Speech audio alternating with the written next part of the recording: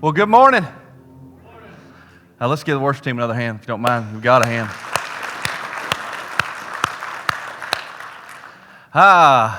Well, you look good. I'm glad you're here. Thank you so much for being here this morning. I'm really excited to have the opportunity to speak to you again, kind of the part 2 of a little series doing called Regifter. Raise your hand if you were here last week. Okay, great news. This is the only time I'm going to get you to raise your hand this entire message. Last week I looked at it, it was like 7 times, and sorry, I got carried away, you know. So if you were here last week, if you weren't here, I'm going to get you caught up. Can I give you the expedited version of last week's sermon? Is that okay? And then even for if you were here, I know some of you are old, probably you can't remember it. Did I say that? I didn't mean that like that. Sorry, you just have a bad memory or something. No, I'm just kidding. Sorry. That's the kind of mood I'm in today, but there's no telling what's going to happen. I talked to you last week because the message last week had to do with something that I believe needed to continue happening and needed to happen even more in order for God to continue working at GCC. And in order to talk about that, we looked at a story in Acts chapter 9, and we discovered the story of Tabitha, or Dorcas, if you remember that. Tabitha was a woman who was always kind, always did kind things for others and helped others. Specifically, she had the gift of being a seamstress, and she used it often to make clothes, coats, and blankets for the poor and widows. Y'all remember that? Shake your heads yes at me? Okay, good. She did that at such a frequency and at such an intensity that an entire community of believers, including the poor and the widows and all these people, were incredibly distraught that she had passed away. They were so distraught, in fact, that they reached out to the leader of the church at that time, Peter, and asked for him to come. Peter came. He was moved by their stories of Tabitha, so he emptied the room, prayed, and asked God to basically raise Tabitha from the dead, and God did that. And from this story, I made this point. Are you ready? What was the point? An average person sharing their little gifts can make a big difference. Shake your heads yes if you remember that. An average person sharing their little gifts can make a big difference. So that was the point. We even decided, so what we talked about is the gifts that we've been given, sharing those gifts. And I decided last week to define that, and we defined that as being a regifter, or the act of regifting, okay? And what that means is you take something that you've been given, that God has given you, and you in turn take and you give that to someone else who you see could use it, that would help them in some way. It's something that they need. That is the act of regifting. So as Christians, remember we decided that that is what we're supposed to be. We're supposed to be the master regifters, right? Good. We are supposed to be able to take our resources, our abilities, our time, the little pieces of our lives, the blessings that we've been given, and give those to others. Now, finally, last week, at the end of last week, I challenged you. I made 2 challenges. The first challenge was, as I went through that story, and as I made that point, I know that a lot of you thought about somebody that you knew that had done this for you. I just knew that there would be a lot of people here who thought about an average person who shared a gift with you, and it made a big difference in your life. And I challenged you to go and thank that person. So I'm going to ask you, did you? Did you go thank somebody? Okay, some of you did. Good. I appreciate that. I'm glad you did. I did as well. I know it made a difference in them. But I also spoke to another group of people last week, and I challenged you. I couldn't help but think as I was preparing last week that there was going to be a group of people sitting here that went, I don't do that. Tim, I hear you. I'm a Christian. I hear what you're saying, but this doesn't define me. This is not how I live my life. I knew there would be some people in this room, and that's what you said. You said, this is not what I do. And I don't know, for whatever reason, and we talked about some of those reasons a little bit last week. Maybe you look at your life and you're like, I don't know what I could possibly share. Maybe there's this feeling of meaninglessness to you, or whatever it is. But for some reason, maybe it is selfishness. It could be. Could we all just agree that could be an option? Is that okay? Does anybody else struggle with selfishness? I do. But for some reason, I knew there would be people here, and this doesn't describe me. This is not what I do. And I challenged you. Does anybody remember what that challenge was? Anybody? I challenged you to pray for a week. Just to talk to God. You and God, mano y mano, just to talk to Him and ask Him to prepare your heart to hear what I had to say today. Because today, I'm going to try to answer a couple of the questions I feel like you may have. So here's two of the questions I think you probably have. If you're sitting there right now and you don't do this and you know this doesn't define your life, that you would not be defined like Tabitha is and her story, I think you probably have two questions. The first question is, what gifts, Tim, am I supposed to share? What does God want me to share? And the second question I think you might have is, why should I? Why should I bother? Why should I share? In order to answer those two questions, are you interested in having those two questions answered? Okay. In order to answer that question, guess what I got to do? I got to tell you a story. That's just what we do here, man. I got to tell you a story. This story is found in 1 Kings chapter 17. If you want to turn your Bibles, we'll start in verse 7. But I need to give you a little bit of background. This story centers around a man named Elijah. Raise your hand if you know Elijah. I'm sorry, I'm a liar. It just makes me feel better. It just makes me feel better. I want to give you a little bit of background on Elijah. It's very simple. Elijah's the coolest. Okay? That's what you need to know. Plain and simple, Elijah is the coolest. He is like Chariot of Fire cool, okay? God even thought Elijah was cool. But this is what you need to know. Elijah was a prophet. Elijah spoke for God. As a matter of fact, just before this story, Elijah had spoken for God. He had went to the king, and he basically told the king, hey, because you guys have chosen not to follow God, God and I have spoken, and it's not going to rain here again until I say so. Okay? That's what Elijah goes and tells the king. So guess what? It doesn't rain. Day in, day out. Guess what happens? A drought occurs. And guess who becomes public enemy number one? Elijah. So Elijah goes on the run. Elijah runs and he hides in a cave. And there he is. It's a cool story. If you haven't ever read this, I'm telling you, you got to go read it. He's fed by ravens. He drinks from a brook. It's super cool. Okay? That's why he's the coolest. If birds bring you food, you're cool. But the drought worsens. Things continue to worsen in the land. And that's where we pick up in verse 7. So read with me. Sometime later, the brook dried up because there had been no rain. Imagine that, Elijah. In the land. In verse 8, then the word of the Lord came to him. Go at once to Zarephath in the region of Sidon and stay there. I have directed a widow there to supply you with food. All right, now stop. Right off the bat, we need to notice something. Historically, culturally, there's something that stands out to me right there. Did you notice it? God's sending Elijah to a town, Zarephath. And he says, now here's the deal. When you get there, I'm going to get a widow to supply you with food. Well, guess what? Guess who the poorest people at that time were? The widows, the orphans. That's right. So right off the bat, you're kind of like, okay, all right, well, that's a little different. That's a little weird. But this is Elijah we're talking about. He's got no problems with doing what God said. In verse 10, we'll continue to read. So he went to Zarephath. When he came to the town gate, a widow was there gathering sticks. Convenient, right? That's the way God is, man. Elijah called to her and asked, would you bring me a little water in a jar so I may have a drink? And as she was going to get it, he called, and bring me, please, a piece of bread.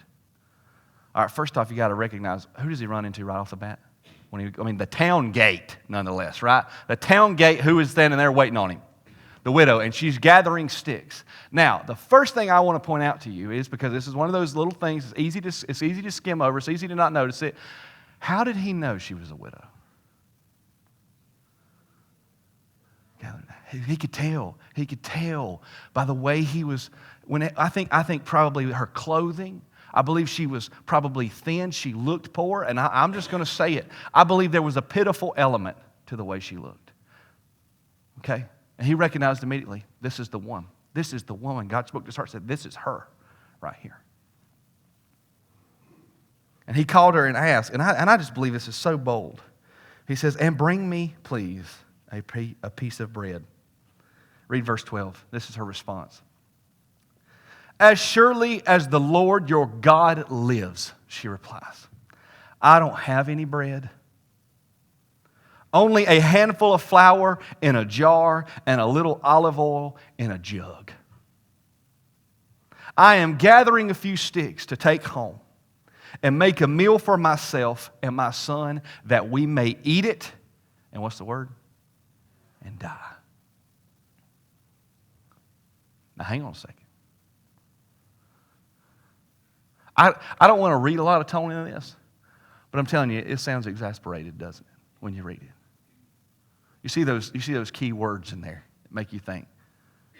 I grossly underestimated this woman's situation, this widow's situation. See, I knew she would be poor. But when you read the story, what you find out is her and her son are on the brink of death. What they have is their last meal. This is the day of their last meal. Do you see that? When I eat, we'll die. Verse 13, look what Elijah said to her. Elijah said to her, what's that? Say it with me. Don't be afraid. That's key. Don't be afraid. Go home and do as you have said. But first, listen, make a small loaf of bread for me from what you have and bring it to me, and then make something for yourself and your son. So what he's saying is split this up. Okay? Go home, make a piece of bread for me, and make some for yourself and your son.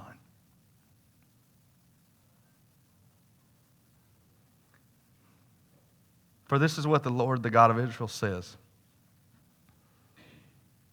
Sorry.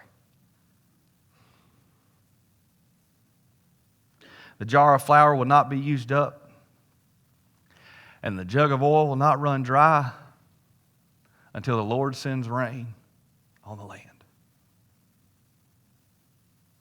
Did you see that?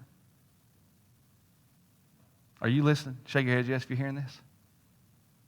Elijah looks at her and said, I'm telling you the truth. God sent me here. God sent me here to ask you. Go do as I've asked you. And it will not run out. The flour will not run out. The oil will not run out until this famine's over. Elijah makes this proclamation.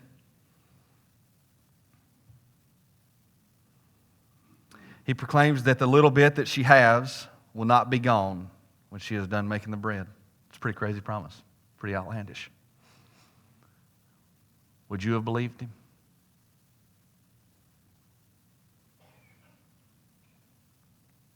Verse 15, look at what the widow does. She went away and did as Elijah had told her.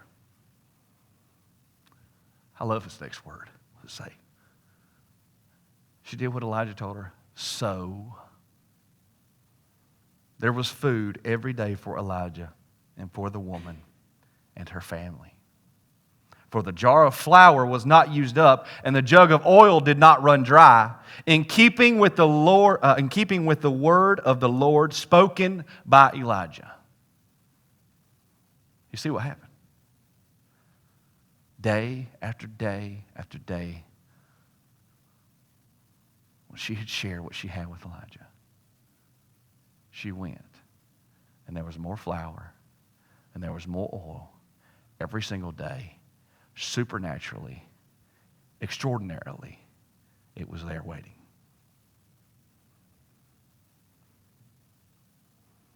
Is that a cool story?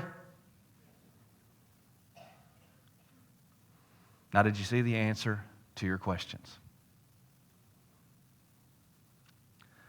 Did you see it? I'm telling you, if you're sitting there right now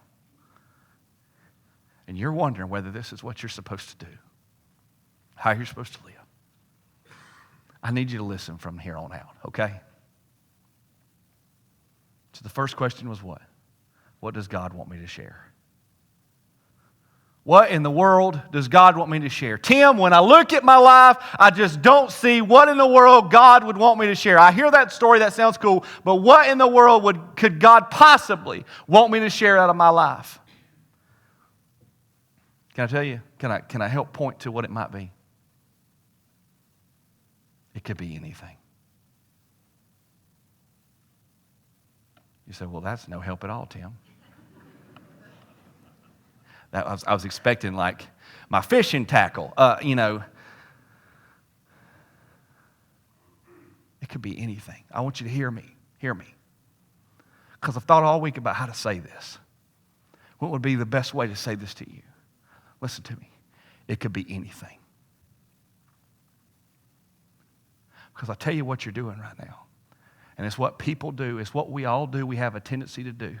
As soon as we recognize that this is, we're living this life, right? We're following Christ. We understand that Christ wants us to share things. He wants us to share our lives with others, and whatever that means, whatever things belong to us or whatever resources we have. You know what always begins to happen with us? We begin to take things off the table, right? For various reasons. We begin to take things off the table. God wouldn't want me to share that.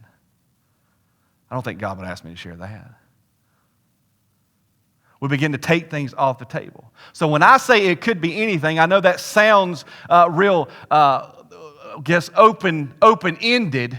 But what I need you to do is I need you to wrap your mind around the fact that it could be anything. Because I believe this with all my heart. If God will look at a widow who has nothing, who is down to her last meal, who thinks that she is going to die, and He will look at her and He would say, hey, would you cut that in half and would you please share that with this man? I believe He'll ask you for anything.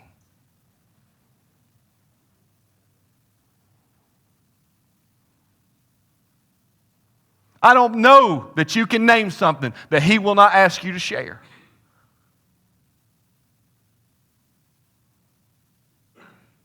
You say, well, Tim, but it makes me, I've kind of thought this before, but I tell you, I'd be extremely uncomfortable with sharing that. Let me ask you something. Do you think it was uncomfortable for her to take a meal that was meant for her and her son and give it to a complete stranger? Do you think that made her uncomfortable? As a mother, I'm not a mom, but I know some.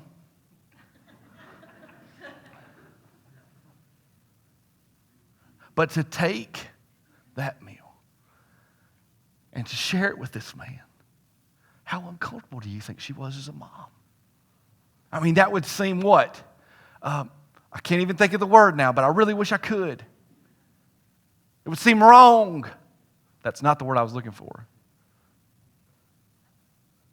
You say, Tim, I don't know. I've thought about this, but I tell you, I just don't know that God would push me. I don't know that God would, push me to share something or try to stretch me in that way. I don't know. That would be a real stretch for us. I'm going to tell you, can we go back and look in the story real quick? I wish I hadn't turned my pages here because I'm going to be totally confused. Go back and look at the story. This is what it says, verse 9. It says, go at once to Zarephath in the region of Sidon and stay there. This is him talking to Elijah. I have directed, you see that? I have directed a widow there to supply you with food. Do you know what was happening before Elijah got there? God was already talking to the widow. I'm going to tell you what I believe. I believe this was an ongoing conversation. I believe God started talking to him. Maybe before he even talked to Elijah, he had already been talking. I know he had. I have directed a widow. God had been talking to this widow. And him and saying, look, there's coming a time where I'm going to need you to share what you have. So you might be sitting there and you're going, I don't know that God would stretch you. Yes, He will. I don't know that He would push me. Yes, He will. Because the widow, she didn't want to when Elijah got there, right? You could tell she was a little hesitant. She pled her case with Elijah. You say, Tim, I just don't know that I have enough of whatever it is, time. I don't know. I don't know that I have enough to share. Did she have enough?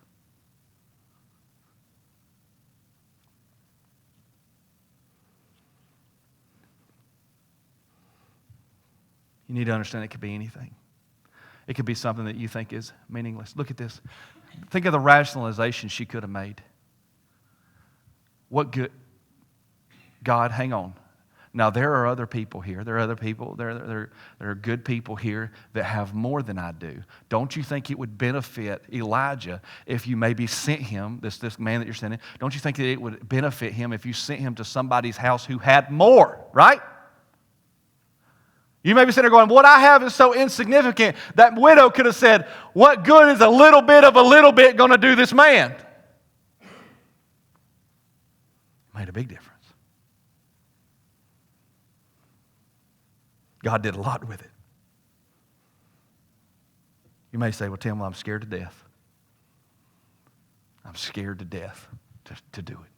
I'm scared to death to step out and start sharing my life and do, living like this. I'm scared to death of it.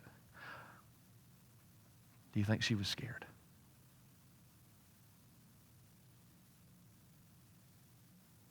It was over for her after this, right?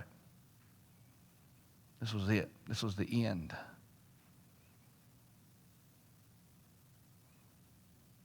It could be anything. So to answer your question, if you're sitting there and you're wondering what you're supposed to be sharing, this would be my advice to you. Keep an open mind. Don't take anything off the table. No matter how uncomfortable or how insignificant you think it is, or how scared you are of it, or what rationalizations you can possibly make, this is what I would say. I wouldn't take anything off the table. I would keep an open mind, because chances are it could be anything, and chances are it's going to be something that pushes you. God's going to ask you to share easy things. I guarantee it. Just easy, fun, good things to share. He's going to ask you to do it, but he's going to ask you to share some things that are tough to share too. So it could be anything. Will you keep an open mind? Now, I know you're sitting there thinking, well, Tim, I thought that the whole point of this was that you were going to convince me to do this, and that didn't help at all. You're probably sitting there going, well, why should I, Tim? I hear you, big difference, I see, why should I want to show you how this story answers that question too. Are you ready? Sharing your gift will become what sustains you. Sharing your gift will become what sustains you. This is what I'm saying.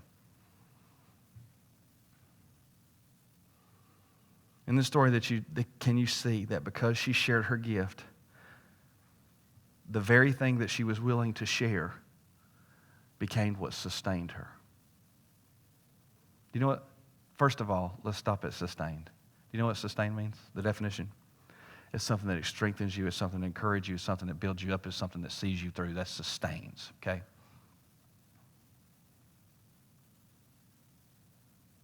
First of all, I want you to see that physically, what this woman shared, what this widow shared, fed her, it fed her son and Elijah for days on end. God took it. God took what she shared. And as soon as she shared it, it was the key to unlocking his power. It was the key to unlocking his power. And what happened was, he increased it exponentially to the point that it became the thing that she relied on every single day to get her through. It fed her every single day. It fed her son every single day. It fed Elijah. She was able every single day from then on out to not only enjoy it, but to be able to continue to share it.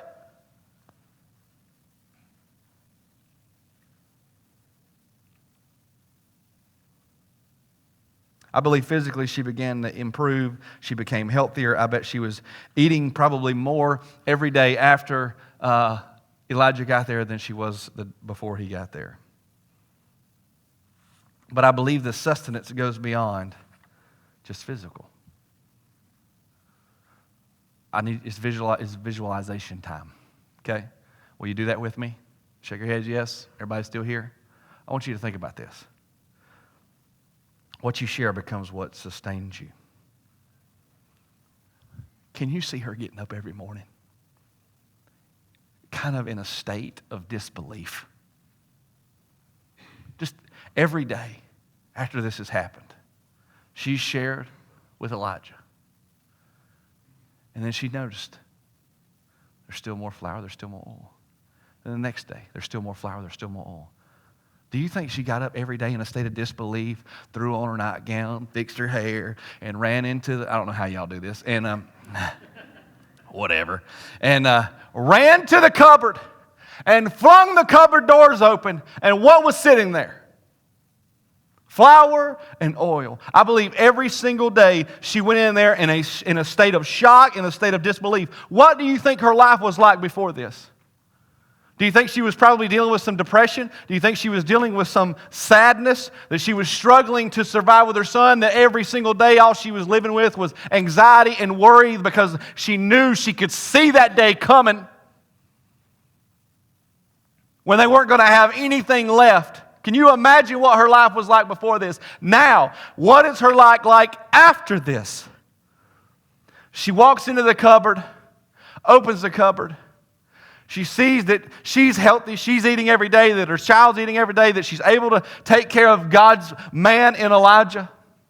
But not only that, I believe when she looks at that flour and she looks at that oil, what she sees is that she is loved by God. She sees that God is good and has taken care of her and her family. She sees that God has provided for her. She sees that God's willing to use little old her. That He wants to continue using her and her family. She sees in that flour and that oil that God has given her hope, that God has given her, I believe, a purpose to take care of Elijah. She sees that God is working in her house. What do you think her life is like now? She's strengthened. She's encouraged. She's been given heart. What she shared became what sustained her.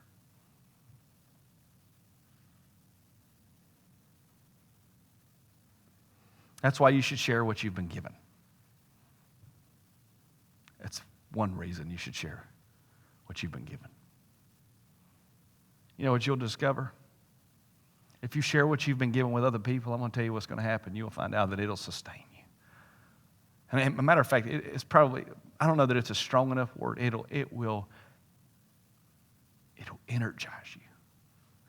It'll become something that defines you, that gives you purpose and hope and passion, because God's going to take and use it. And when you do that, you're going to see His involvement in your life. You'll find yourself excited about another opportunity to share.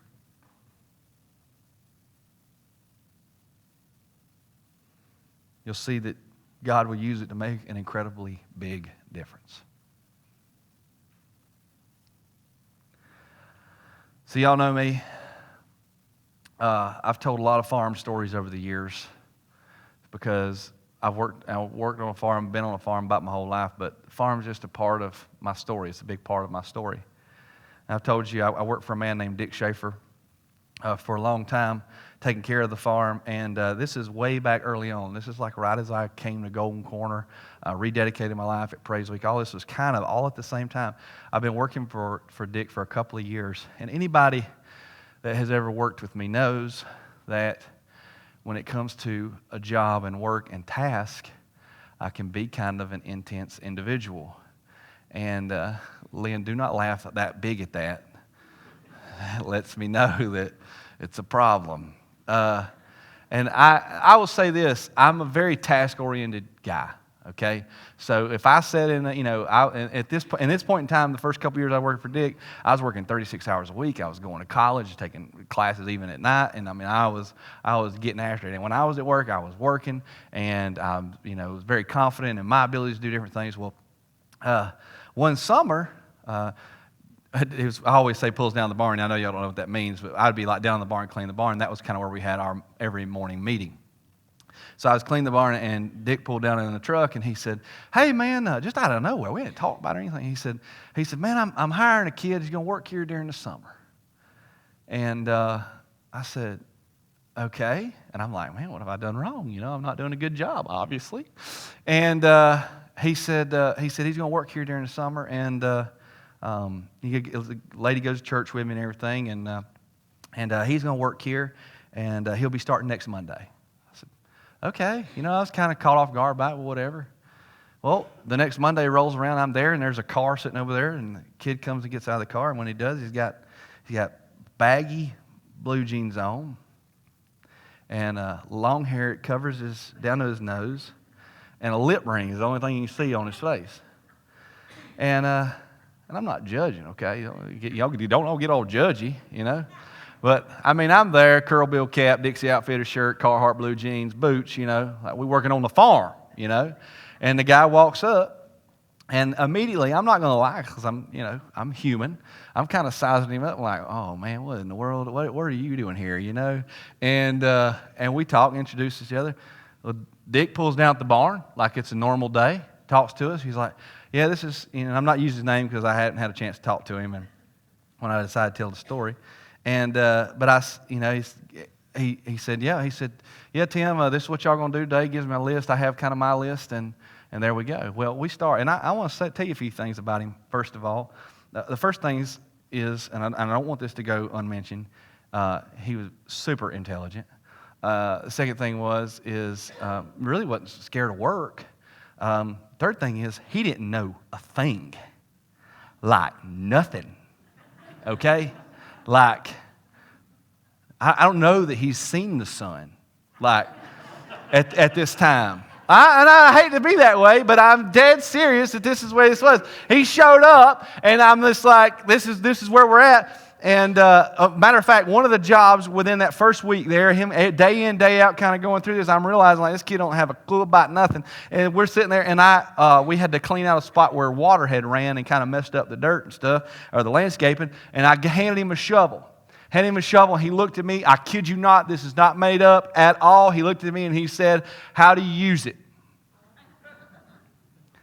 Hang on, y'all didn't get that. Y'all didn't laugh big enough at that. He said, how do you use it?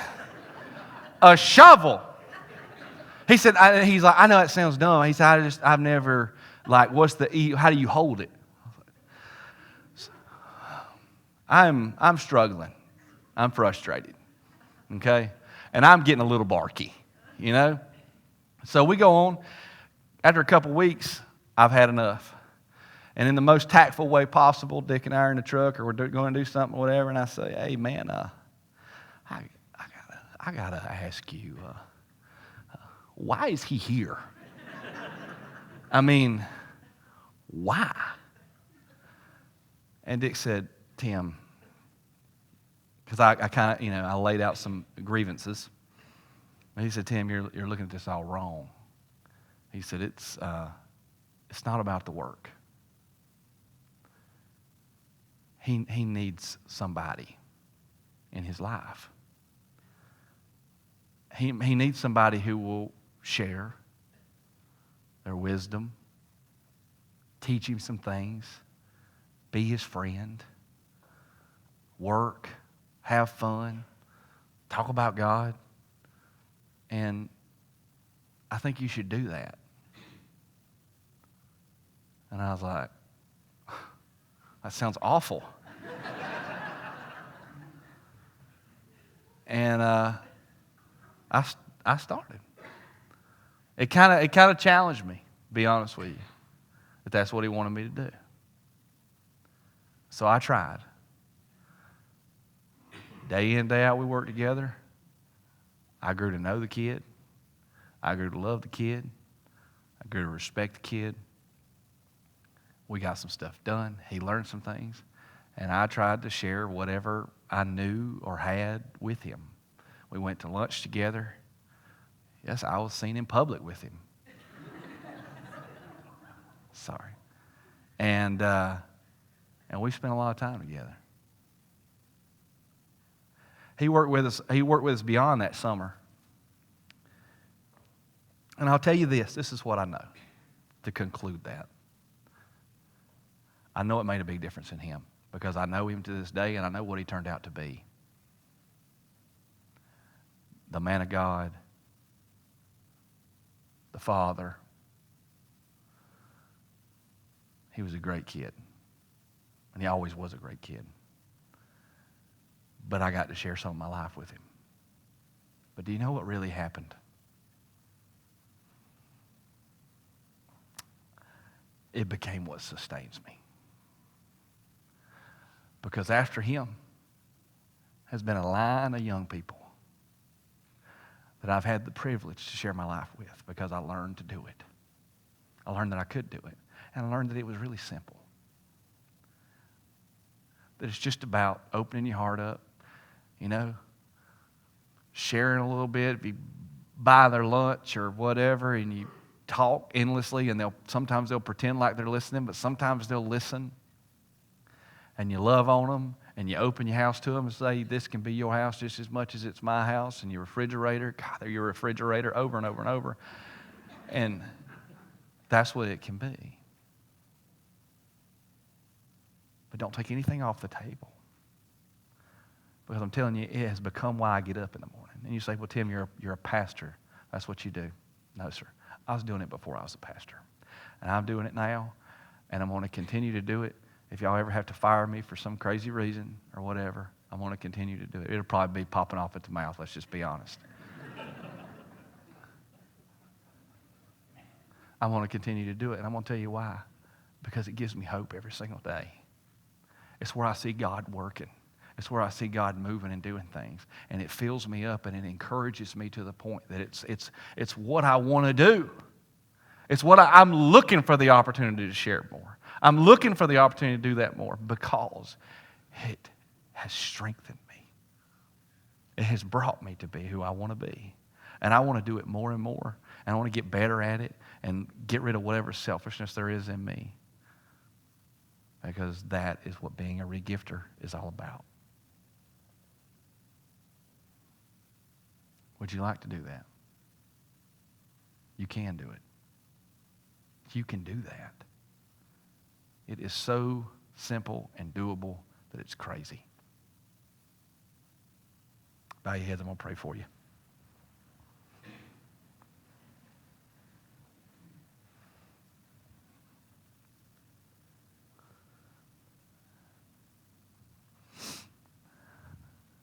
Father, I've had the privilege to look at a lot of faces this morning and last week, and the opportunity to speak on your behalf and talk for you. I never take that lightly. But God, I know this. If we want to make a difference in this community, if we want to make a difference in the lives of our friends and the lives of our family, we want to unlock your power and your spirit to move in this place. I know what we have to do. We're going to have to start sharing our lives. Sharing what we've been given and giving it to other people. And I know this, God, and I look at my life, I cannot help but be thankful for the gifts that I've got. I've got more gifts than my share, and I'll be the first one to admit it.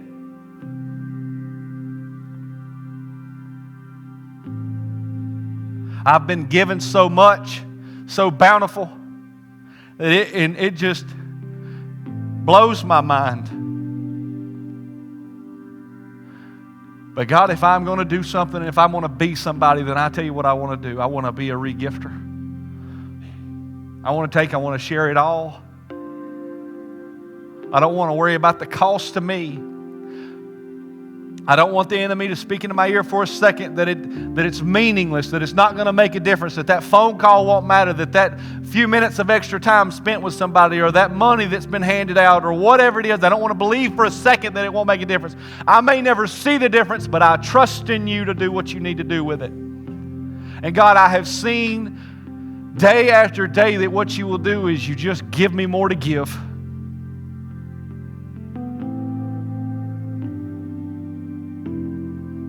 Father, I pray that that's what we want to be, that that's what all of us want to be, that's what all of us want to do.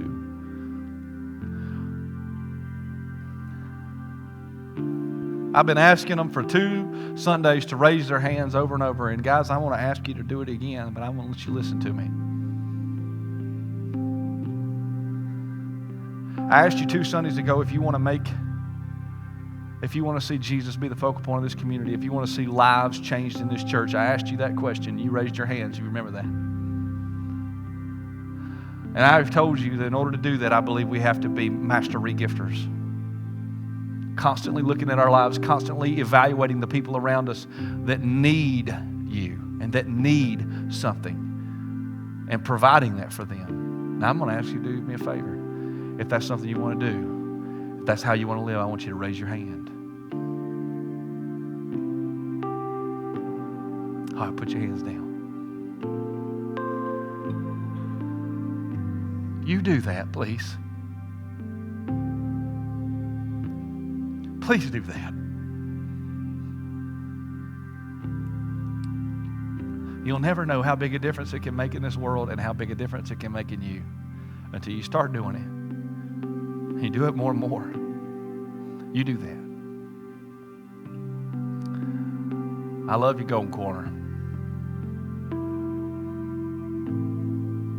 Let's do it. Father, we love you. You're a good God, and all of it comes from you. We know that you're the source of it.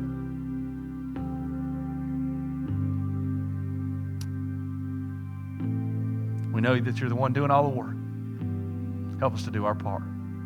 In Jesus' name, and everybody says, amen. Thank you so much for being here this morning. I love you. Have a good week.